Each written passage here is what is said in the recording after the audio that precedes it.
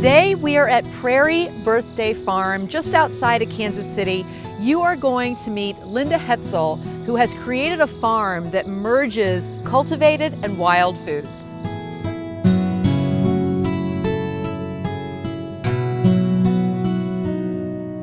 I love living in a pretty place, and food is part of that. So it's the diversity for food, for nutrition, really for beauty.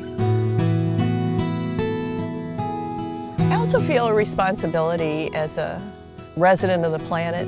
Pollinators are in trouble, birds are in trouble, everybody's in trouble because of our activities. So I feel responsible in repairing some of that, or giving back rather than just extracting. So what are we surrounded by? Well, this is a reconstruction of tallgrass prairie and wildflowers that would have been here when European settlers came to this continent. What inspired you to create this kind of wild farm? Really, I found a great term for it, aesthetic wealth. I just love being able to look out at this and enjoy it and know that it's contributing what we call ecosystem services to the community. That's pawpaw there. That's the persimmon. It's loaded with seeds. I describe it as a sweet, creamy sweet potato. The flavor of this, I think a sweet potato is a really good descriptor because it's a mild sweetness and it almost has a dry texture to it. It's Yes. a little bit grainy. Uh-huh. It's creamy. Uh-huh. It's really good. The persimmon was already here in the backyard, so those trees are over 30 years old. So what else do you have that is wild? Elderberry, mulberry, choke cherry, wild hazelnut. I'm trying to introduce the nuts also for protein sources. And I mix in the heirloom trees, so I have fig and apricot and peach and pear and that sort of thing. So it's not just purely a wild stand. Because I do most of the work myself, I want things coming in over a long season. I don't want 1,500 pounds of anything at the same time. There's more of a rhythm here from February through November.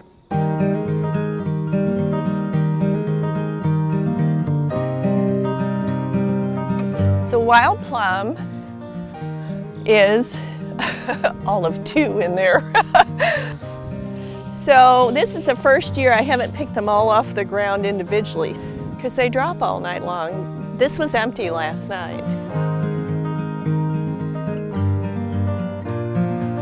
The skin is more tart than a typical plum and almost a Right. little bit bitter. Yeah. But the flesh is just so sweet.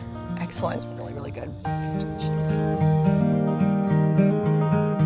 You're gathering things that are very unusual, and you're supplying directly to chefs and bartenders. How does that work? My need for growing diverse things matches their need for creative diversity. They want to change dishes, they change their menus seasonally, so it's a good match.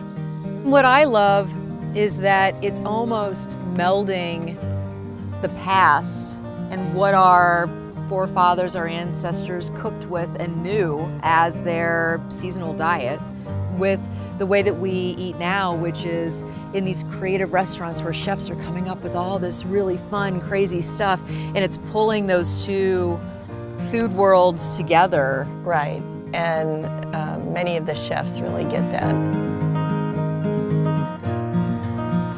I'm here at Room 39 in Kansas City to chat with Hannah about how she uses Linda's wild plums in her cocktails. Let's head inside.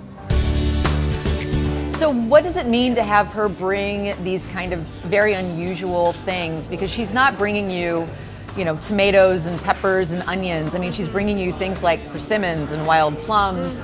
So how do you take those items and decide what to do with them?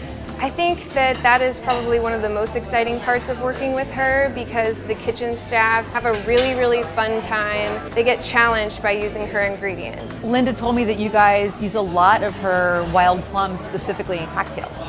That is correct. Our herbed plum cocktail. It contains broker's gin, pear brandy, the plum syrup which the sous chefs cook down in the back of house, freshly squeezed lime juice, and we garnish it with one of her basil flowers. Cocktails fresh from the farm. Thank you, Hannah. I appreciate it.